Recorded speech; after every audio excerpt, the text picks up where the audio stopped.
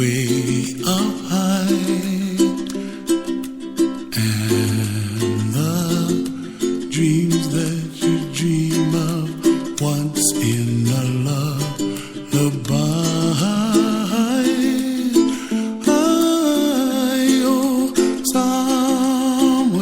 Ladies and gentlemen, it's that week. It's that time. We got a lot to talk about, so we're gonna kick it off. This is was a brother is from Hawaii, beautiful young man. Unfortunately, passed away from heavyitis, I would call it. Yeah, heavyitis. He had some lung failure and organ failure. Yeah, he was a big boy, but he had a voice of an angel.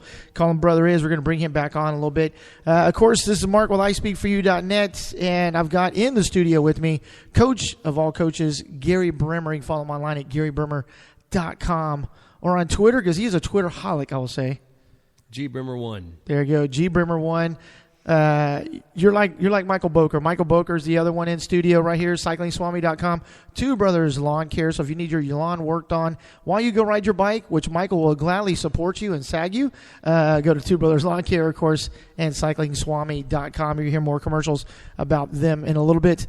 But Gary, the big thing we started on last week, and I got a hold of Betsy, and she's going to be calling here in just a few, is doping, because what we talked about, and I know we're going to get into Lance, or we're going to get into all that fun stuff like that, and I know Lance is listening. His followers and all that have already texted me this morning, so we're going to have some fun. But the big thing about it was that you had brought up last week was there's coaches that have athletes that have been busted for doping, and they are still able to go to the Olympics, to Worlds, to those high-level meets as a coach. Correct. There's a coach. There's a former world-class athlete. Actually, it was a former world-class athletes program in the United States Army. Had two athletes busted for EPO about 7-8 years ago, and somehow he's still within the coaches pool that gets selected to go to Worlds to be a coach. Now, they're not coaches in a sense. They're not coaching any of the athletes there. They're more like handlers, schedule followers, stuff like that. But I think it promotes a poor precedence for our federation, USA Track and Field, to continue to have these folks within the system, so to speak. Dennis Mitchell was selected as an Olympic coach after he got busted for testosterone. And USA Track and Field's excuse was, we meant the other Dennis Mitchell, another Dennis Mitchell coach who no one's ever heard of, has never done anything. So they never bring a nobody on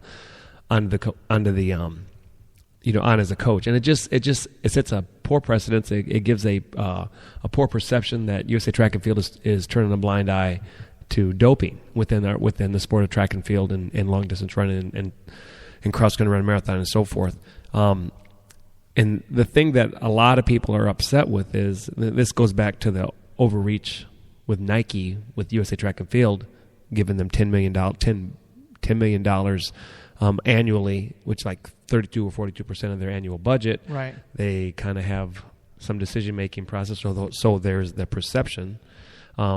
Nike itself has long been having the perception that they turn a blind eye. A perfect example at the Olympic trials, a guy by the name of Mark Block, who was a coach and agent, who's been banned from any coaching of any athlete, any involvement.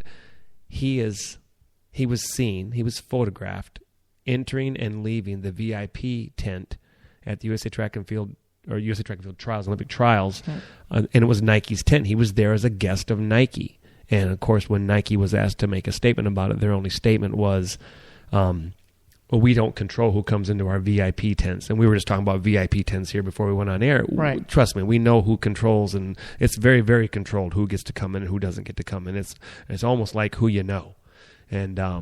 And sadly, he also, Mark Block is still, he's not officially an agent, he's not officially a coach, but he's still involved with Carmelita Jeter, who's one of our number one female sprinters.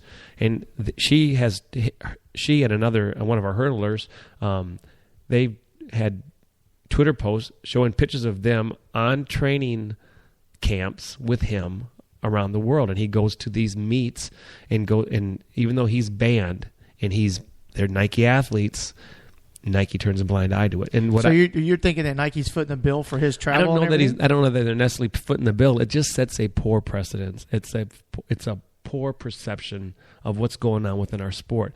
Nowadays, there's not. I guess see what shoes Michael's wearing. Hold on, go ahead, keep going.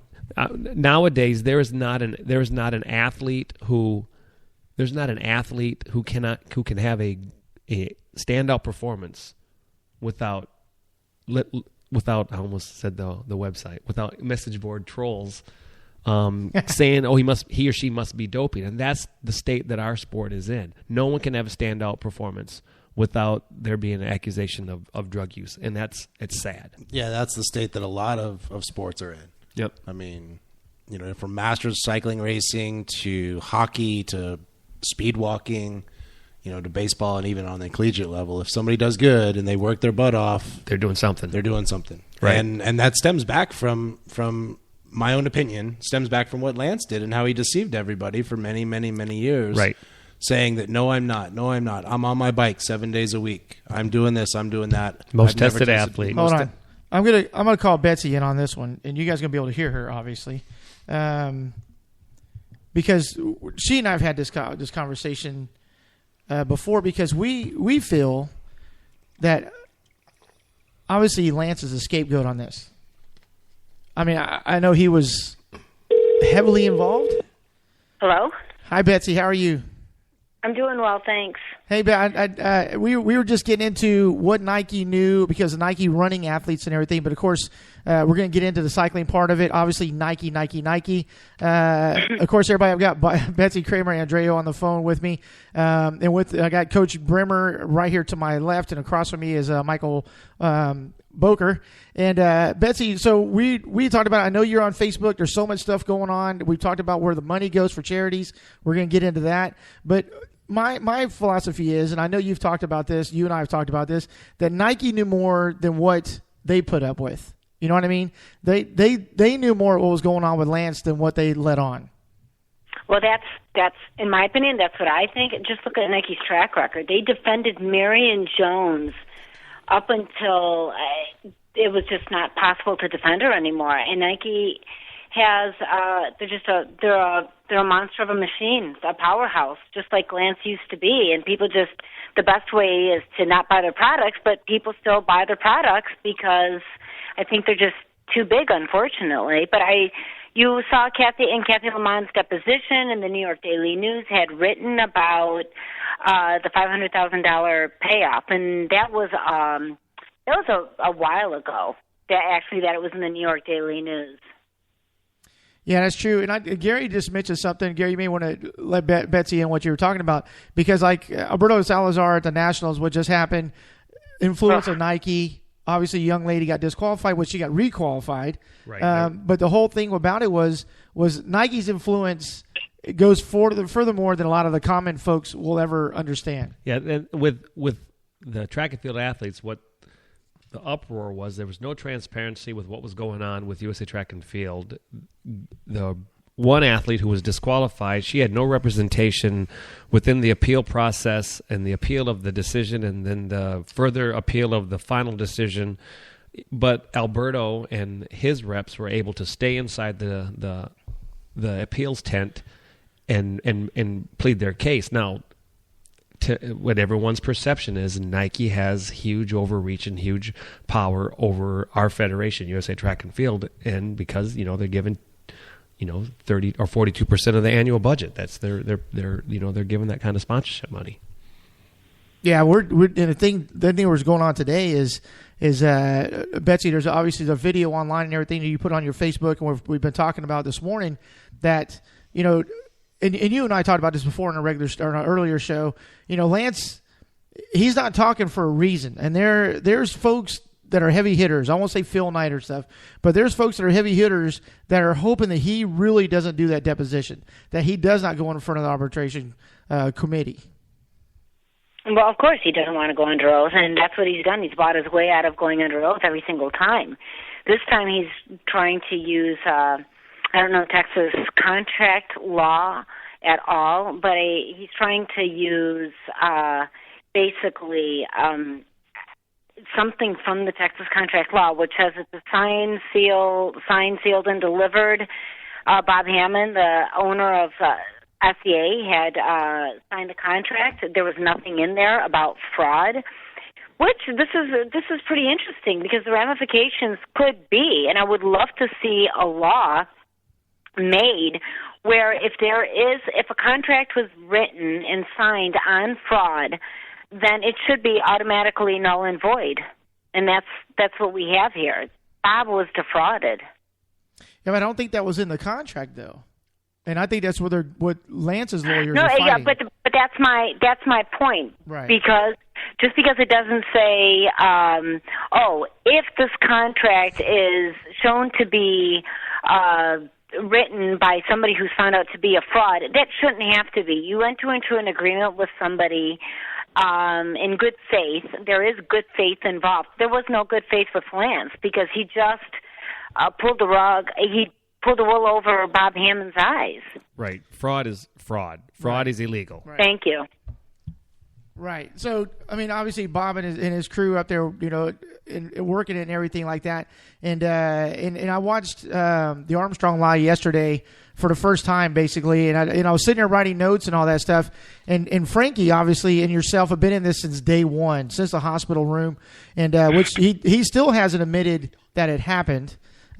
First of all, but I know that Frankie.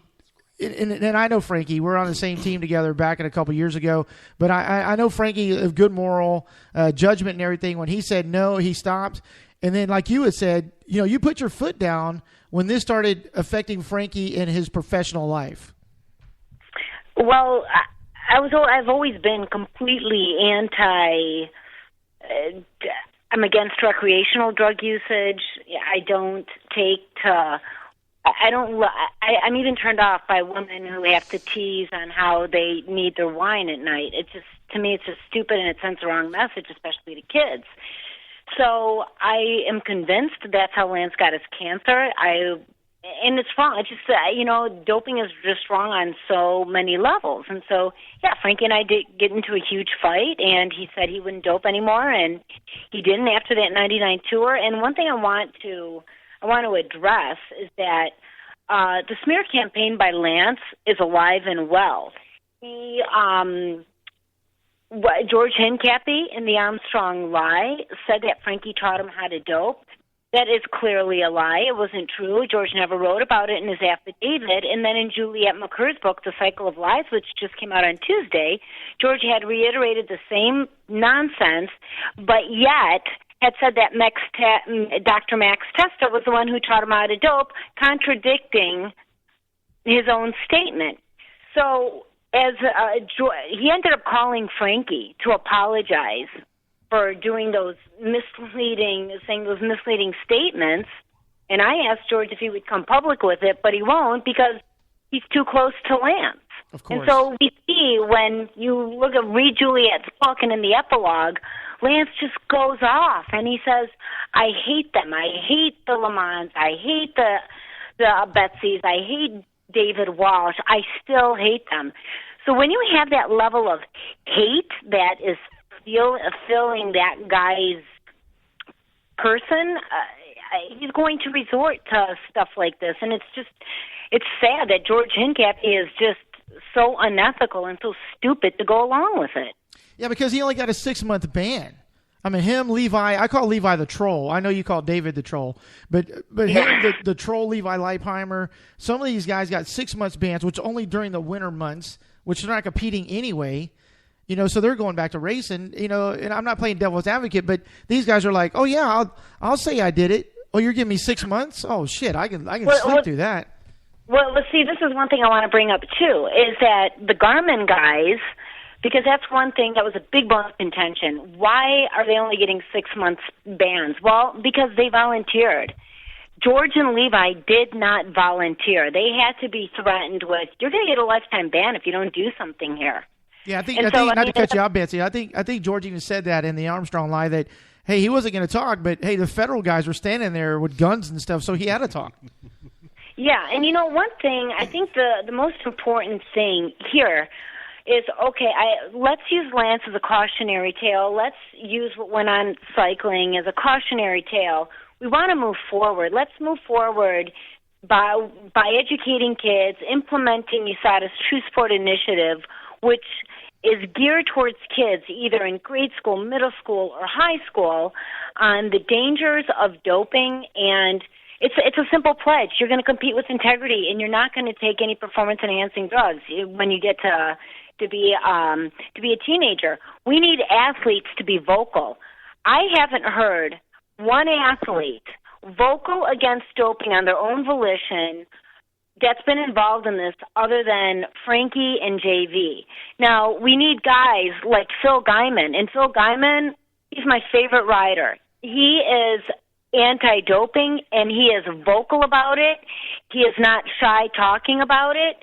We need more people like that to say, we're not going to stand for it anymore. So this is a message to the athletes to say, come on, make it cool to be on this anti-doping campaign. You know, I completely agree with that. One of the things that I said when this was all coming to a head and people were finally coming to the realization that Lance had lied to people for so long, and the little smear campaigns that he did, and the question was, well, why go after him now? He's retired.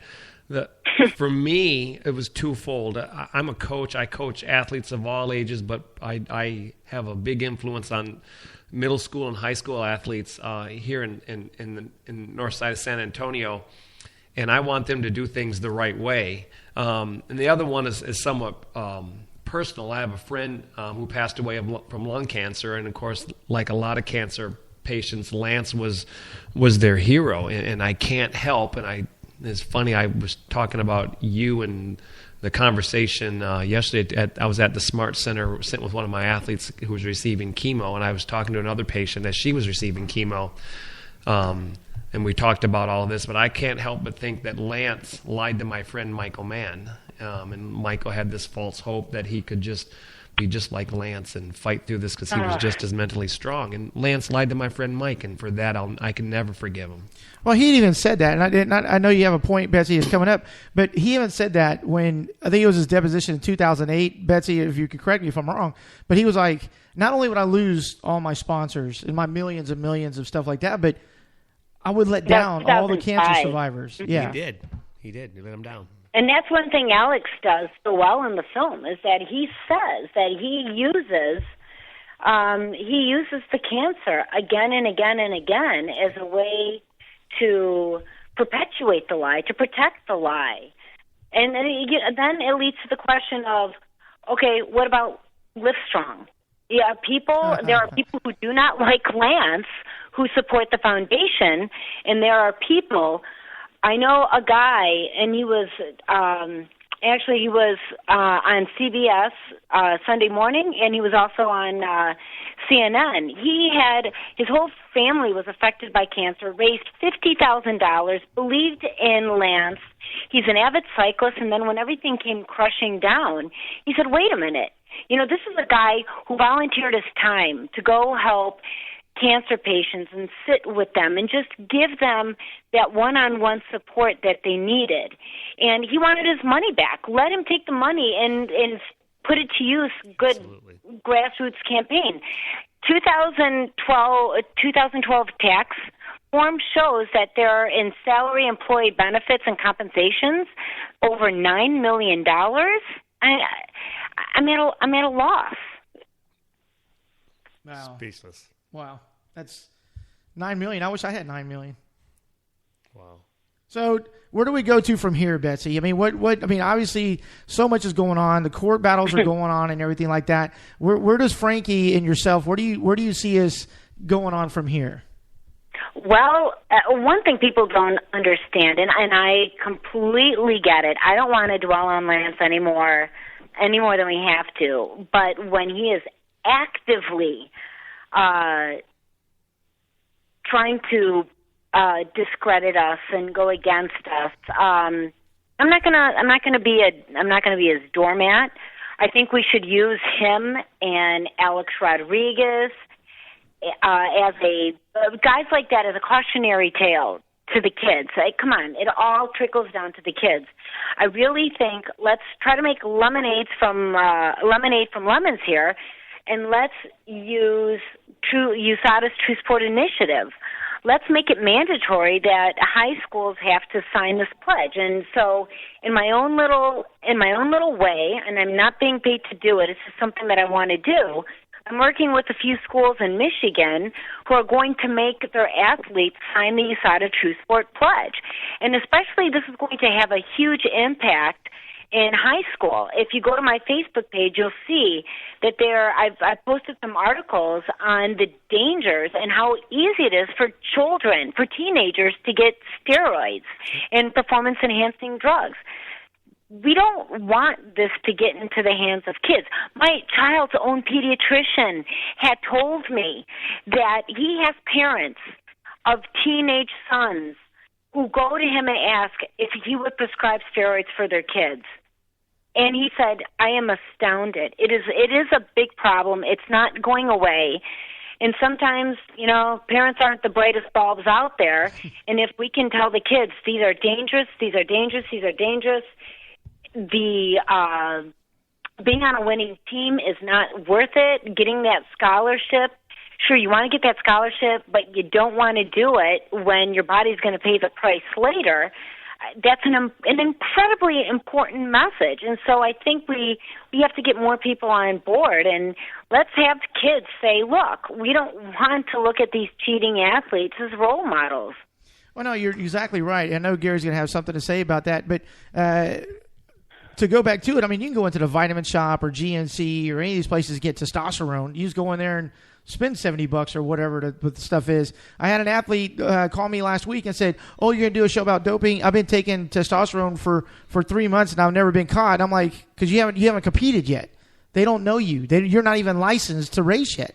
As soon as you get licensed, you're free game, and then you're going to be like, why did I do it? I'm banned. I can't do it. But you were talking about the child athletes, and it's so true because Texas is football. There's nothing bigger than Texas football, and there's so many high school athletes. And that's how they've gotten big. Like Brian Bosworth, all these guys back in the day, that's how they got so big and everything was testosterone and all that. And Gary was talking about EPO before we went on the show. But Alex Rodriguez, you touched it just briefly. He sits out a season. So what? He's still going to make millions and millions of dollars. So these kids that are playing baseball are going, hey, as long as I get to the big leagues, I can get busted, but I can still play and make millions of dollars. And that's what I'm saying. Look at Johnny Peralta from the Detroit Tigers. Exactly. He was busted. He set out 50 games. What happened? St. Louis Cardinals signs him for an even bigger contract. So the problem of doping, of corruption in sport is never, ever, ever going to go away. But what we can do is make the penalty so stiff and make it such an embarrassment and put shame. Make shame something people make it something that's completely negative. I mean, it does have an impact, and it's a terrible, terrible thing. But as long as the incentive to get away with it is there, you're going to always have somebody who's going to try to buck the system. Yeah, because you can't tell me that Marion Jones's handlers and her closest inner circle did not know she was doping. You can't tell me that Mark McGuire's inner circle did not know he was doping. Somebody in the organization knows. Of course, and Marion Jones still hasn't, in my opinion, come clean on everything. Nope. You know, she hasn't, and never tested positive, and we never tested positive. Never would have known about her nor Regina Jacobs if it wouldn't have been for the fact that a greedy coach / agent got angry that Marion and her ex-husband, Tim Montgomery, who also got busted, he got busted on a test, they left him and went to another coach, so he got so angry that his meal ticket went away that he took a vial or a syringe that was used and he sent it over to USADA and said, test this. He actually had to call them up twice to ask them, will you please test what I just sent you? And that's how they went back through the Olympic trials, blood tests and urine tests, and found popped 2 athletes. But they never busted Marion, but they got Marion on records and all kinds of other stuff. Yeah, so they got her on perjury. Well, they got her on perjury, but she had to admit. Yeah, so it was writing those checks too. Yeah, that's right, writing the checks. But I mean, obviously the records with Lance are going back and forth. But like you said, we can't harp on him, but we can.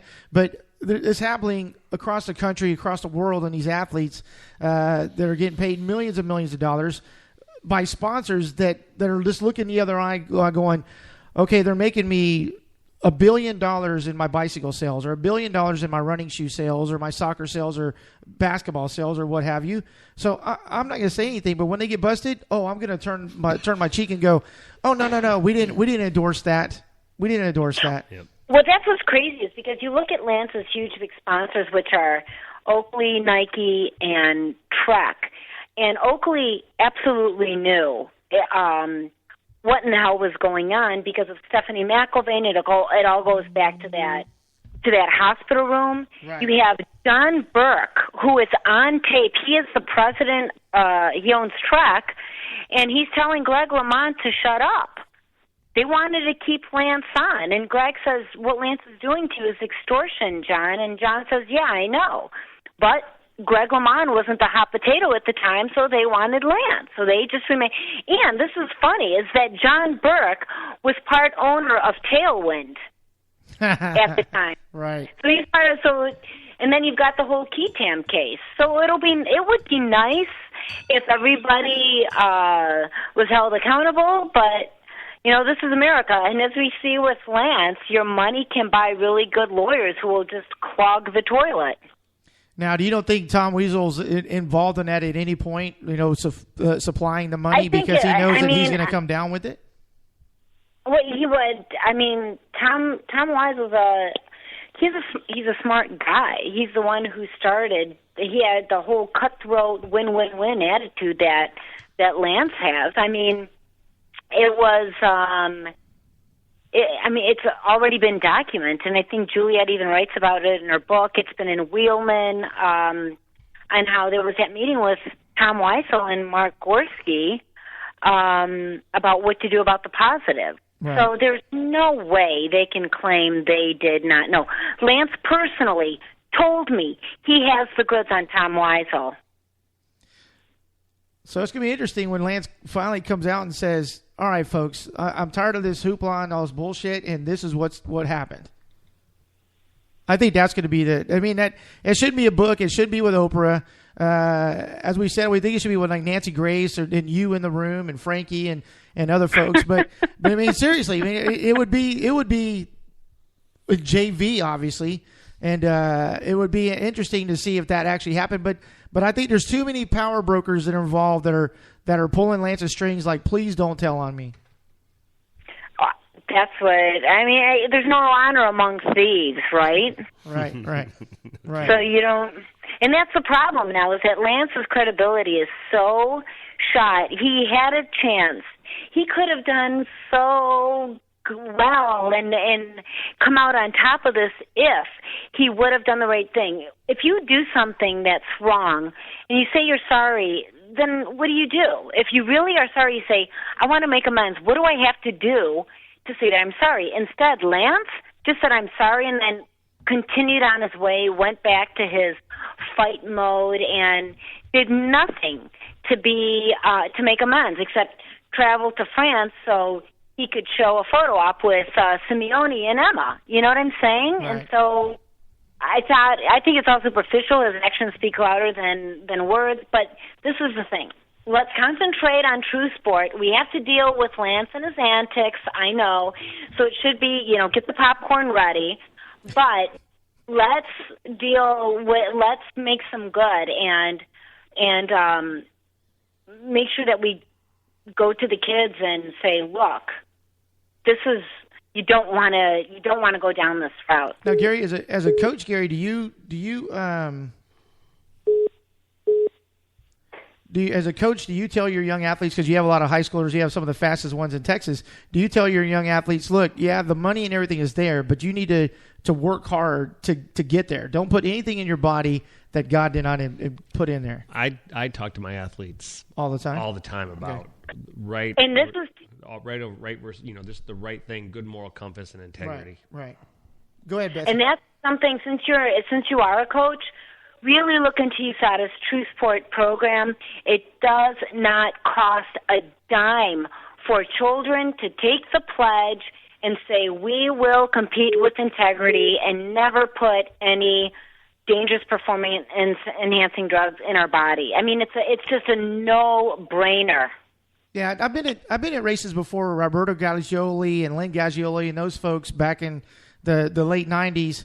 They would show up at a race, and you were like, oh yeah, and they would see USADA. Of course, they're incognito now, but they had their little official badges and their their little shirts, and they had their clipboards with them, and they would roll up and go, oh, I don't feel good today, and they would roll away. Yep. Because as soon as you finished, your number was getting called.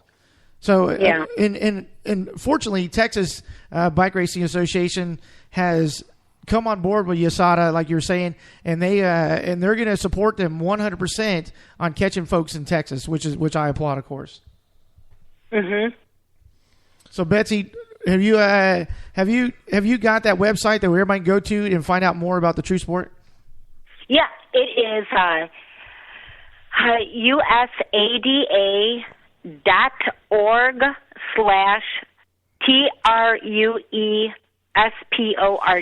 So it's USADA.org/TrueSport. Very nice, very nice. So one of the things you were mentioning, of course, is get out in our youth programs. I know there's a running program here in San Antonio for kids, elementary to middle school, to get them out in the summer and get them in shape. And obviously that's where we can get the grassroots level saying, hey, yeah, you want to idolize Alex Rodriguez or these folks, but you know what? In 40 years, they're not going to be able to walk because of what the drugs have done to their body. So we applaud you in your efforts. Yeah, well, thanks, and thank you very much for having me on. And let me know how it goes with signing up. If you get any schools involved with the True Sport program down there, I'd really appreciate it. We'll do that. Thanks, Betsy. Sounds good. Thanks for having me. We'll talk to you Bye. later. All right, bye. Wow. She's been there, done that. And we're going to take a quick commercial break so we can drink some water, and we'll be right back. Thursdays, Races and Events is presented by eDragonTees.com, the premier company for your t-shirts, your banners, hats, flyers, embroidery, web design, and yes, even your koozies for your beverages. Online at eDragonTees.com. That's eDragonTees.com.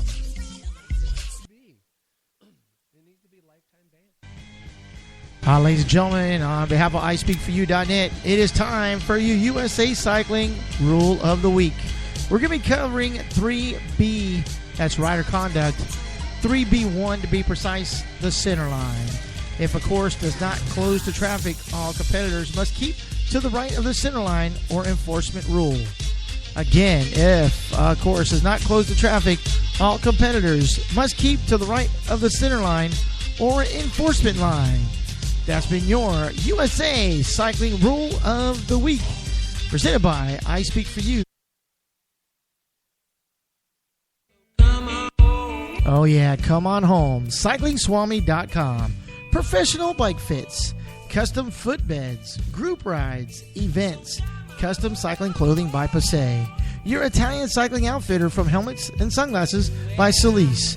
Get your SAG support for your next team or group ride and the world-famous Ask Swami. Look for a coach, look no further, easy to find, and even a greater friend to our cycling family.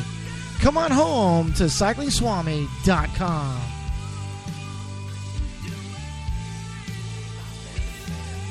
Were you aware? Texas has a law that commercial vehicles, when passing a road user such as a cyclist, runner, or walker, must obey a 6 feet distance between said vehicle and the road user.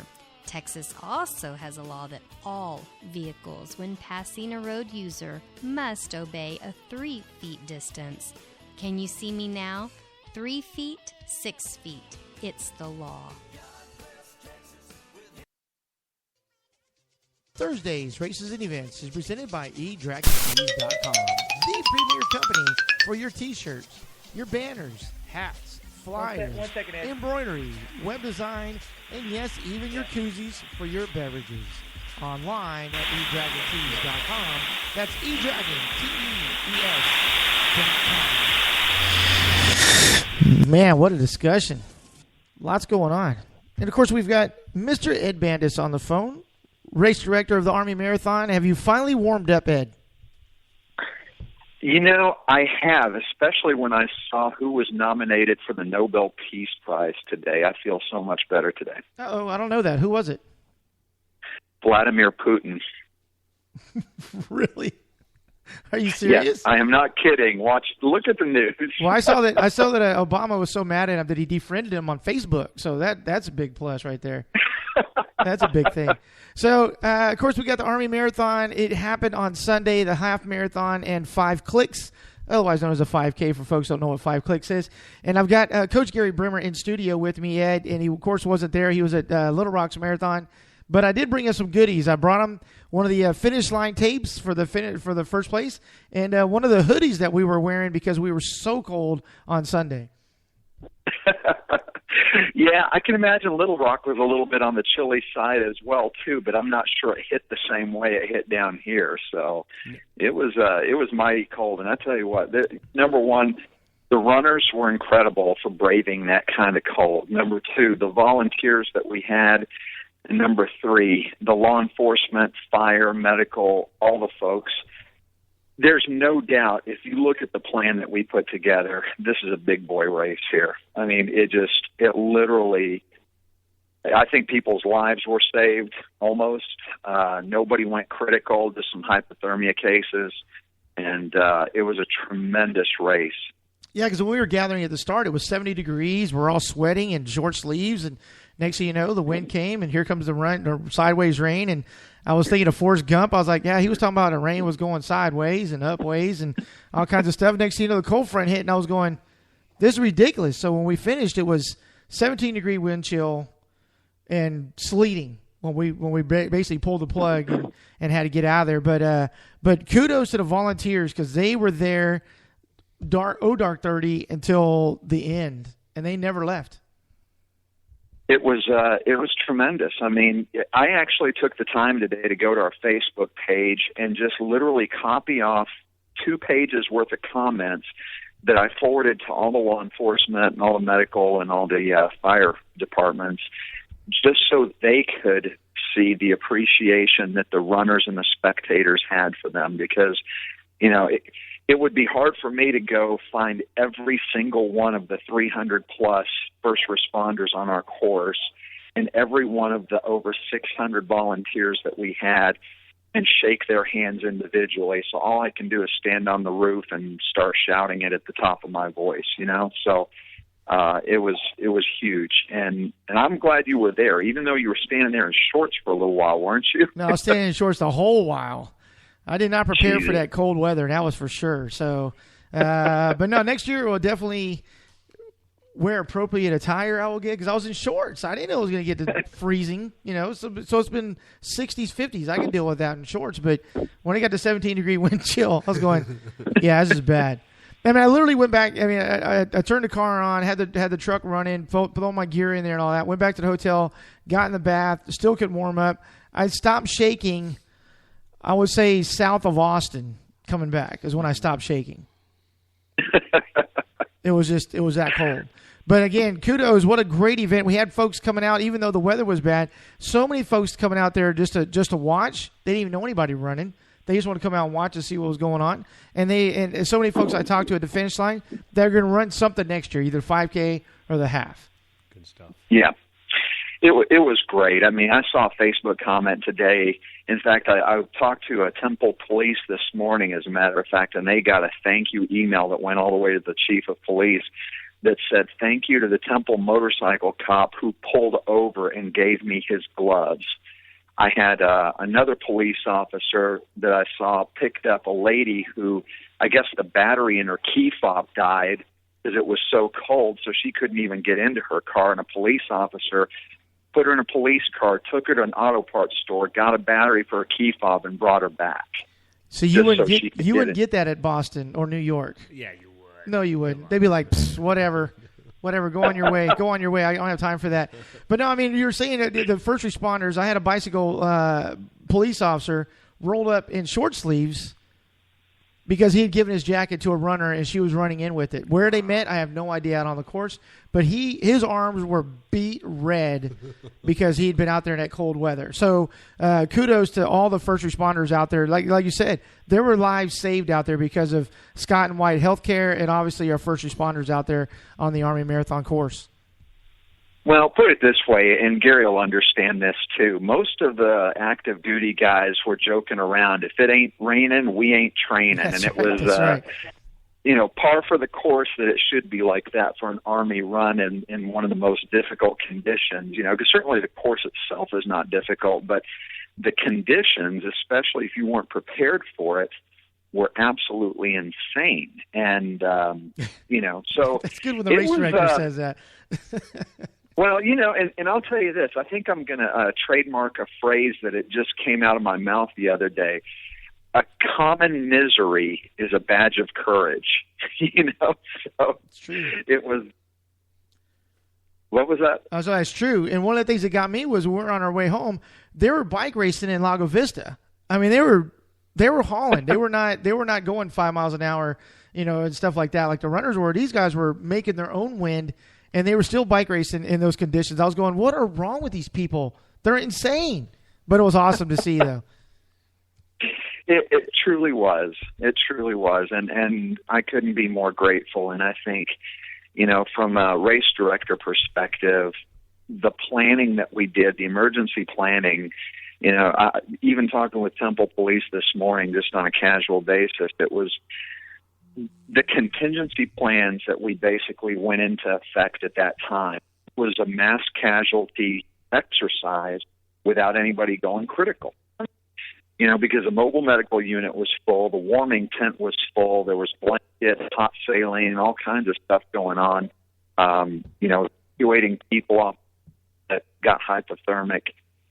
It was a full-blown exercise in our emergency planning, which, so far proved to be up to the task, put it that way. And So what's the plan for 2015? Are you going to order in like 80-degree weather? I mean, what's the plan?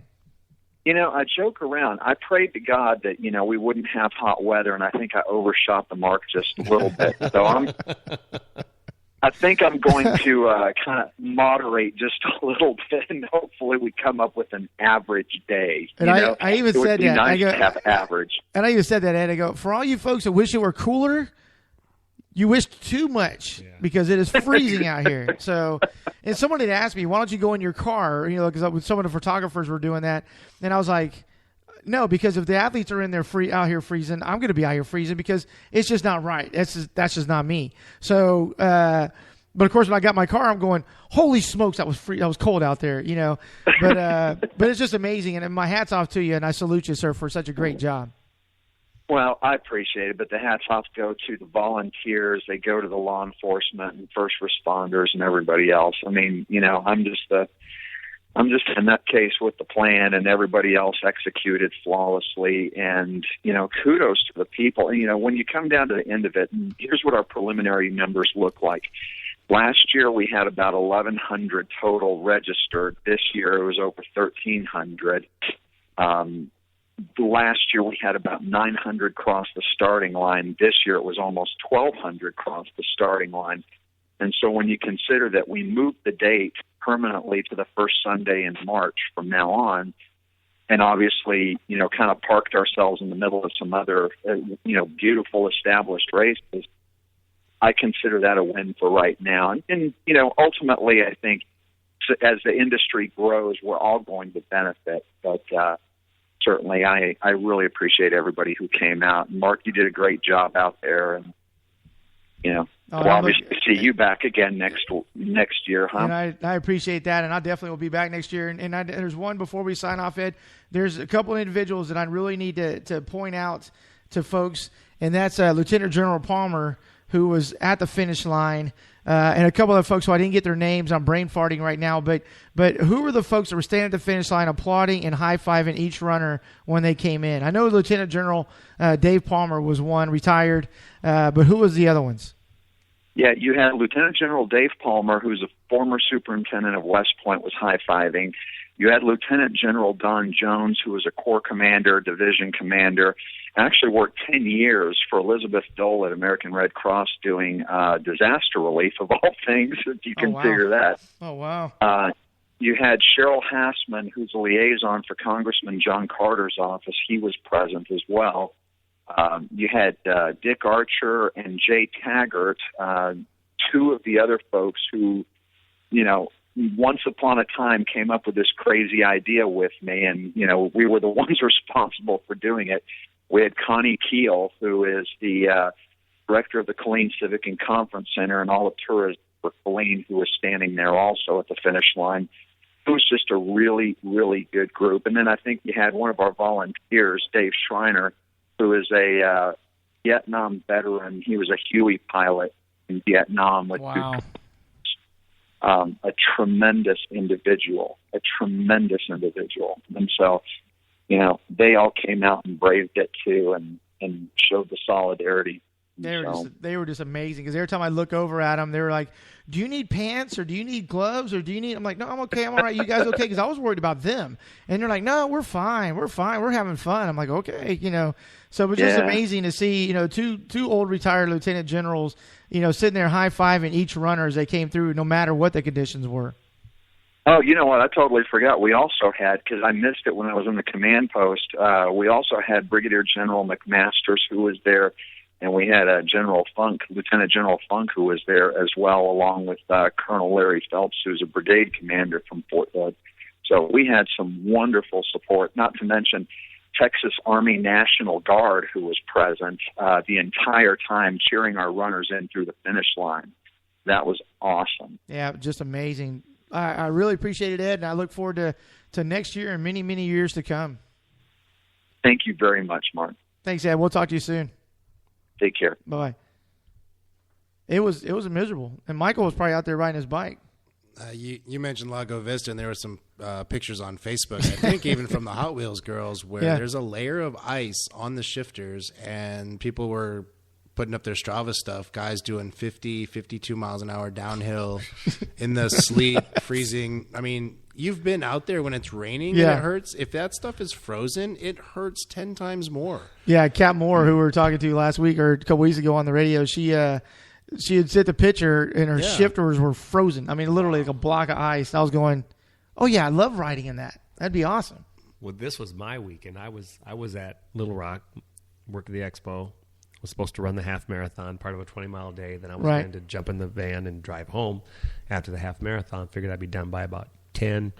I get home about 7 o'clock at night. There was a winter warning advisory coming in on Saturday night, and they were already talking about it and sending out messages. And I said, I'm not getting caught in this.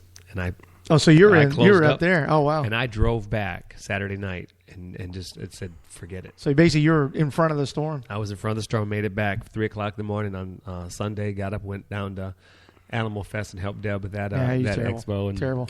We're gonna play a quick commercial break, folks. We'll be right back. This is Mark iSpeakFor.net. I've got Coach Gary Bremer at GaryBremer.com and Michael Boker, CyclingSwami.com. He's got a present for me right here, and we're gonna talk about it when we come back. Oh, yeah, come on home. CyclingSwami.com. Professional bike fits, custom footbeds, group rides, events, custom cycling clothing by Passe. Your Italian cycling outfitter from helmets and sunglasses by Solis. Get your SAG support for your next team or group ride and the world-famous Ask Swami. Look for a coach, look no further. Easy to find and even a greater friend to our cycling family. Come on home to CyclingSwami.com. Were you aware? Texas has a law that commercial vehicles, when passing a road user such as a cyclist, runner, or walker, must obey a 6 feet distance between said vehicle and the road user. Texas also has a law that all vehicles, when passing a road user, must obey a 3 feet distance. Can you see me now? 3 feet, 6 feet. It's the law. Oh, yeah, that's right, ladies and gentlemen. Crossman, World Class Drum Corps, and I Speak For You Racing Events want you to save the dates. 13 and 14 June 2014. That's right, the Crossman, Texas's only world-class drum corps, representing San Antonio, Texas to the world, presenting their second annual 1 mile run, walk, stroll, crawl, whatever you need to do. How fast can you run 1 mile? All information on iSpeakForYou.net or Crossman.org. I say save the dates 13 and 14 June. The run is on the 14th, but the 13th is their MMX, their dress rehearsal, before they go out on tour around the country.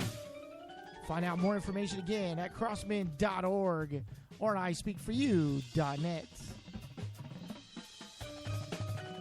Thursdays, Races and Events is presented by eDragonTees.com, the premier company for your t-shirts, your banners, hats, flyers, embroidery, web design, and yes, even your koozies for your beverages. Online at eDragonTees.com. That's eDragonTees.com. 1,000 winners. Yeah, they'll be running in 10-degree weather, though. Last year it was snowing. They're Actually, going to be probably about 40s. They probably would. So, folks, we appreciate you for calling and everything. We got Michael Boker from Cycling Swami sitting right here, being quiet. I think he took a nap through most of that. I call it Salice, but that's wrong. It's Italian. He sure does have a pretty helmet sitting on the table right here. Mike, tell us about this thing. All right. Well, this is one of the lines that we carry for Cycling Swami sales. It is called Salice. They have sunglasses and helmets. Salice. It's all made out of Italy. Keep talking. So the cool thing that they've done on this is standard from the factory, out of the box. It has the ratchet in the back of the helmet, so you get the nice pressure. But they've incorporated a safety light, a red solid or a red flashing light. And all you really have to do is just touch on it once, and it'll come on solid. Touch on it twice, and it flashes. Touch on it the third time, and it goes off. But it's built into the ratchet lock that they have, which is really cool. nice. You can click it, micro adjust it. The straps are ventilated, but they're also stitched in with a reflective piping. So that allows some safety features. This one's actually our carbon and orange one, and of course Mark's gonna try it on. Gotta field test it. We have sunglasses and helmets from Italy. Most of the stuff that we carry for Cycling Swami sales is going to be high end. Oh yeah, it fits. No.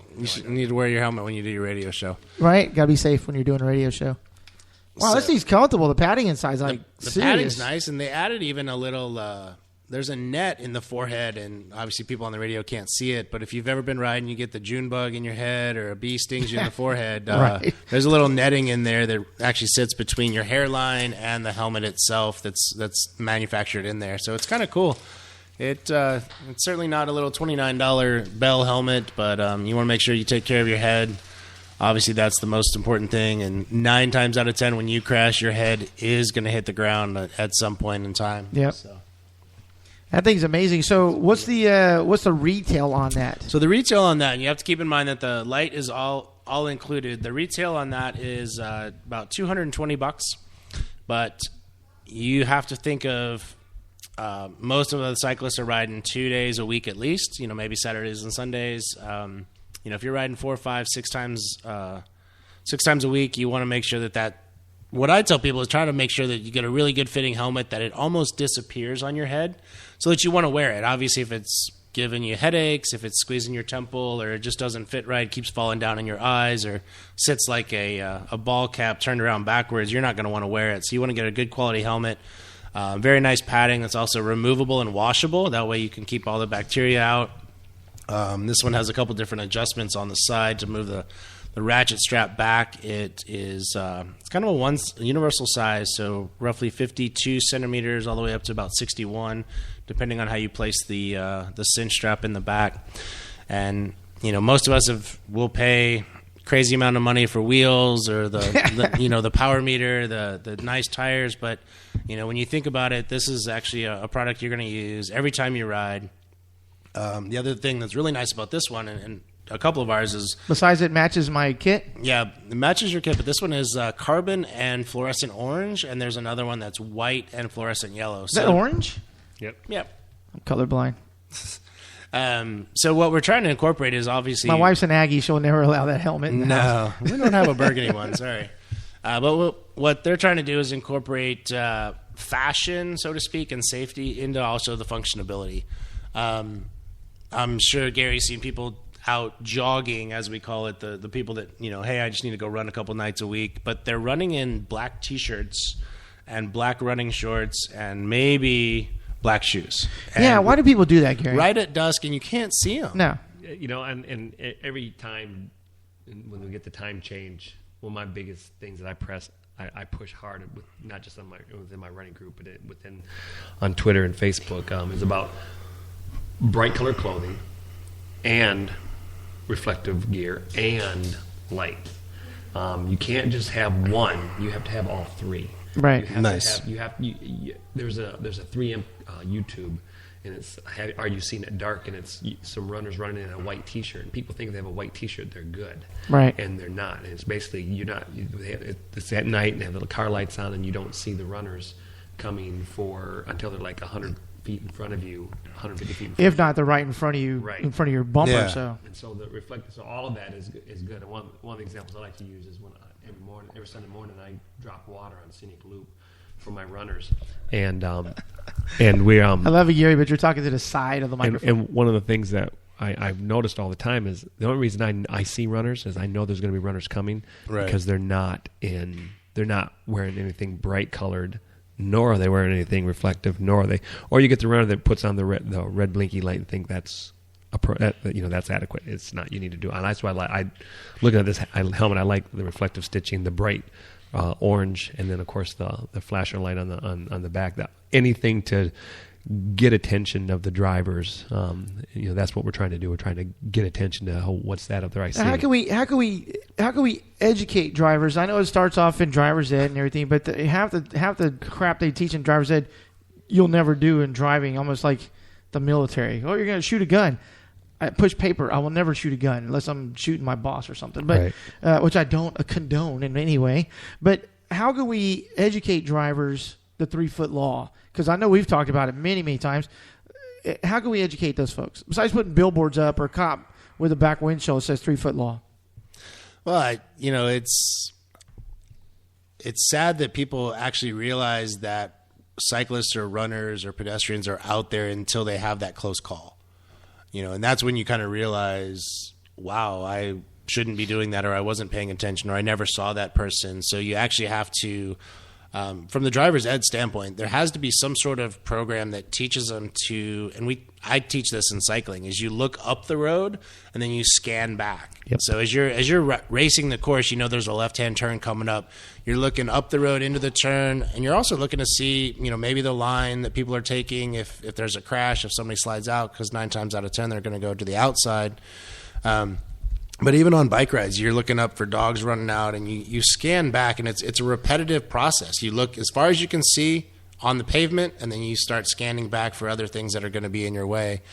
I'm sure we've all ran into it where you're driving and the lady in the cross street looks to the right, the same direction traffic's going, and pulls out. And it's Never like looks traffic's not left. even coming from the right. It's a one-way boulevard, and she never looked left. And, there's numerous reports of, I never saw that person until, We've had runners hit here in San Antonio. We've obviously had cyclists hit. There's a young man that was hit and killed 2 years ago. A doctor up in Bernie was on Bernie Stage Road on the access road to I-10. Trial started yesterday. 75-year-old man hit him, blind in his right eye, but still driving, and said, I didn't know anything. I didn't see anything, but I saw a bicycle tire fly up and hit my windshield, but I didn't stop. Hello, you didn't render aid. You just left someone there to die. So, but of course, he's 75 years old, probably shouldn't be driving. And if any 75-year-olds out there driving, and you're wonderful, I'm sure. Don't worry. I'm not trying to disrespect you in any way. But there are folks out there that should not be driving. Yeah. I think that to piggyback on what you were saying about there just needs to be as much awareness as possible, whether it's a radio campaign, whether it's continuous news media campaigns, whether it's within our own little sports communities, and continuing to educate.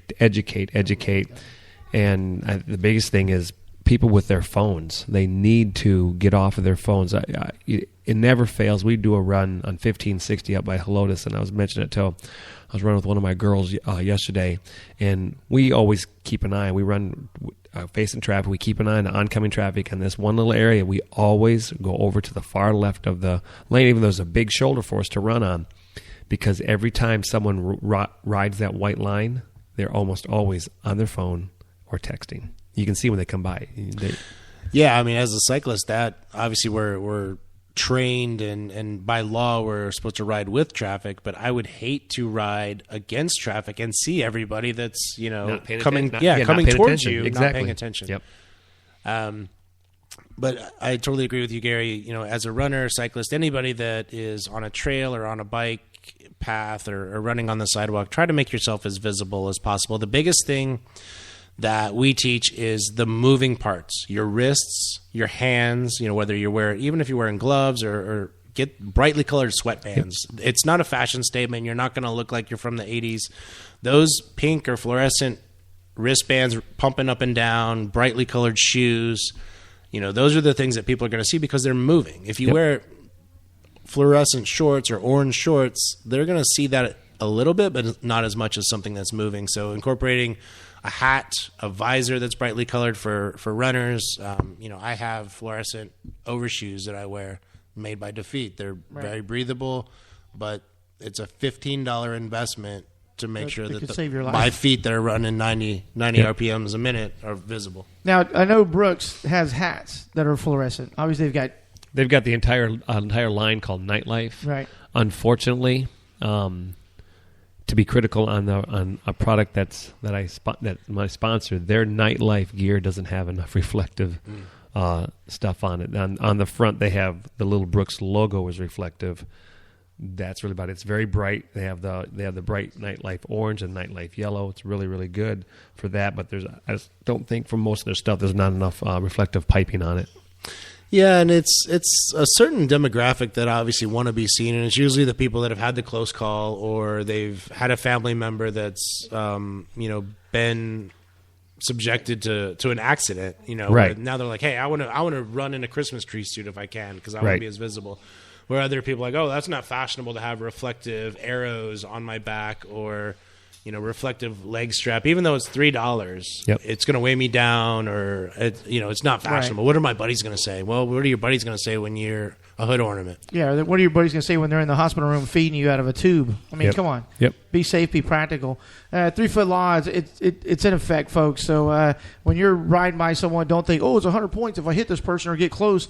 It's not a game. It's someone's life. It's someone, as we've talked about, it's someone's brother, uncle, dad, sister, mom, aunt, grandparent, whoever that's out there working out. And my question to both of you guys real quick is, the cities are doing a lot for physical fitness by building bike trails or bike paths. Now, as an elite runner, can you really get a workout running on a path that's full of walkers and baby joggers and dogs and all that stuff? Same question to you as a cyclist, but Gary's going to go. I would tell you the greenway we have here, Leon Valley Trail, that goes, beautiful run. Very beautiful run. We can do a really, really good run on that. It's okay. Right. I think when you're moving our speed, even when we're doing our tempo runs or hard efforts, we still can manage to get around people. We're on the track. That's been that's been one of the craziest places sometimes to work out. My point is, Gary, and I know I'll let you continue, but my point is, a lot of times we used to run the roads. Fort Sam, we used to run the parade road all the time.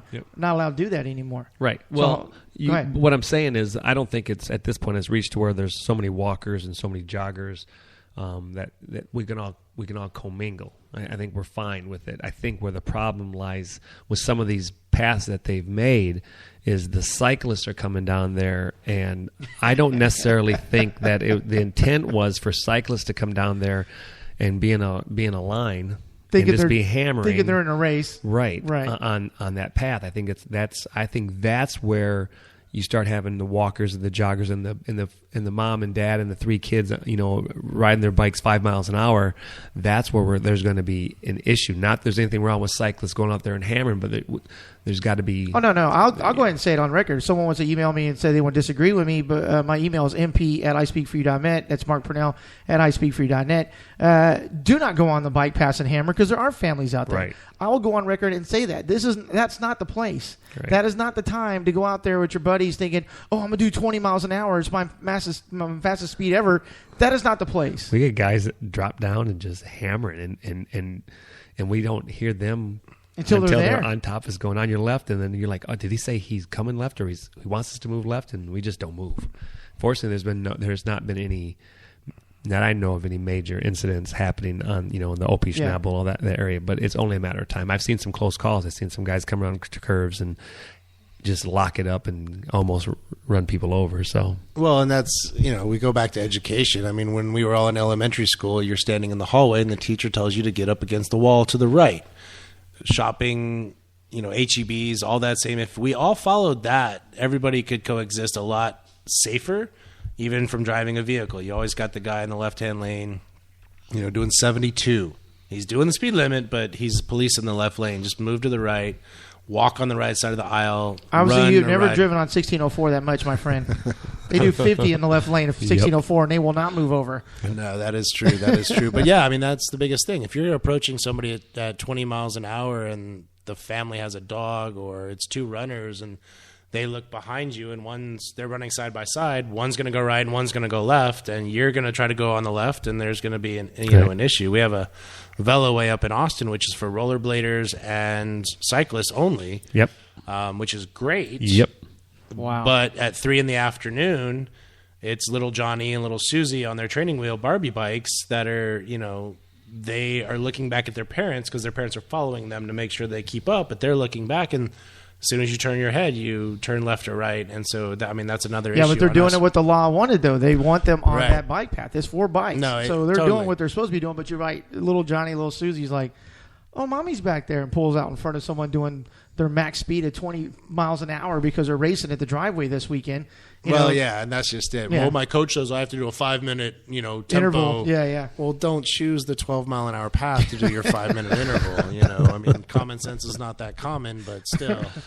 So, yeah, speaking of this Saturday driveway kickoff series, Spring Fling, 3-hour ride, 1-hour ride for the general public without a license. Yeah, 3 hours starts at 8 in the morning. The 1 hour starts at 10. I think I'm going to do the 5-minute, which starts at 10:55. So Michelle's going to ride farther than you, huh? Okay, I see how it is. Yeah, well, we're going to spring break, man. Spring break starts tomorrow. Come on, we're going to the I thought beach. he was training for something. I am training. My race isn't until September. My race isn't until September. I got plenty of time. One race wonder. Yeah. Hey, that's all I need. That jersey hanging up right here on the art wall. But again, folks, please be patient out there. Obviously, you don't need to be in a rush. If you were in a rush, you should have left earlier. I'll say, but again, be cautious out there. Be safe. Obviously, we started off the show earlier with Betsy Andreu. If you don't know who she is, you got to Google her. Everybody in the world of cycling and running knows who she is. As we talked about, not just Lance, but Marion Jones, Alex Rodriguez, Mark McGuire, and everything. There's no reason to dope to get to performance enhancing. It's hard work, because I can tell you, Gary Brimmer did not qualify for Boston by doing PEDs. I did a bunch of Shinerbach. You did Shiner. Shiner is a sponsor. I love Shiner beer because we do that race every year. And it's like Michael Phelps. He got busted for marijuana. Did it affect his performance? But it was wrong. But it was wrong. He ate a lot of pizza and Cheetos that night, but that was all right. But again, folks, 3-foot law is in effect. When you see someone coming up the road, pedestrian, walker, runner, it doesn't matter. Move over. If you're in a commercial vehicle, the law is 6 feet is what the law states. So if you're in a commercial vehicle, move over 6 feet. And obviously, if it's a 2-lane road, it's a double yellow line. Make sure there's no one coming the other way. But be safe, and don't honk at the person behind them when you're behind them, because all it does is jar them. And a lot of folks who aren't experienced are going to go right into your lane to go what? And they're going to turn right into you. So just be patient out there. And Coach, thanks for coming in. You find him online, GaryBrimmer.com or GBrimmer1 At Twitter. And then you got the Cycling Swami, Michael Boker. You find him online at cyclingswami.com. And, of course, if you need your yard maintenance done in the Austin area, Two Brothers Lawn Care is ready to take care of you. I wish you'd come down here, because my brother-in-law, I have to do his yard every week, pretty much. Yeah, I know. You won't travel this far, will you? Mileage would kill you, Mark. So you can come down and do the yard, and we'll go ride. See, you There won't you do go. it. He just laughs. I just laughed. He just laughs. Are you on Twitter? Nah, I think we are with Cycling Swami. I'm not a big Twitterer, though. What? There's too much about social media to keep up with. Gary, we got to teach us, young man. We'll teach you, Teach young me the Skywalker. ways. We'll teach you, young Skywalker. Of course, this is Mark from iSpeakForYou.net. You can follow us on Twitter at iSpeakForYou. Instagram, which I have no photos yet, at iSpeakForYou. And, of course, on Facebook, iSpeakForYou.net. Gary, what are you doing this weekend, real quick, before we shut off? I'm actually coaching this weekend. I'm here in town. I got some track meets going on. Sweet. And we have my crew that are doing their Boston Marathon. We're doing a run from Bernie into Helotes, the back way, to Count Beauregard's. Net downhill, 18 miles, net downhill, 3 climbs. Marathon pace at the end, get them ready for the downhills of Boston. Yeah, because Boston's not all hills. It's not just a heartbreak hill. No, Boston's net downhill. We're going to talk about Boston next week. What do you got this weekend, Michael? Because we already talked about it. So we got the spring fling for the Driveway Series kickoff. Got the racing license in the mail the other day, so we're doing that. What are you racing? Well, I'm doing the 3-hour ride. I'm still coming back from my elbow surgery, so I need the miles. But we're doing 40 plus is my category that I'm racing this year. And then All right. Exactly. All right. And then Sunday we are doing Cycling Swami is providing a rest stop for what we call the Stanley Pizza Ride, which is out on Fitzhugh Road. Leaves from the pizza place, goes out to past Pedernales State Park, out to Johnson City, right there at the junction of Fitzhugh and 281. There's a gas station. People can refuel there. Yep. Turn around, come back. Definitely in the hill country. So that's good for the people that are training for the MS 150 coming up here in a couple weeks. And then they can hit our rest stop on the way back with gels and water. And then the SAG truck will be out there as well. What if they're not going to ride, but they want to come out and give you a hand? How do they get a hold of you? Just go to Facebook, look for Cycling Swami, and shoot me a message. I could use a couple more SAG drivers. It's weather's nice. Time change is coming up on Sunday, too. So a lot more people will be out and really partaking in that Texas Hill Country. I would do that, but we're going to Surfside. Yeah. It's spring break. Woo, spring break. But again, folks, thanks for listening and thanks for checking in with us. Of course, if you've got something coming up, it's easy. All you got to do is info@ispeakforyou.net. That's email info@ispeakforyou.net, and we'll get the word out for you. We've got, of course, Michael Lane. We'd like to thank him. Thank Coach Gary for coming in. He's our weekly guy. And next week, we're going to talk Boston, among other things. So thanks, everybody, for listening. Take care. God bless. And we'll talk to you soon. Peace. Thursdays Races and Events is presented by eDragonTees.com, the premier company for your t-shirts, your banners, hats, flyers, embroidery, web design, and yes, even your koozies for your beverages.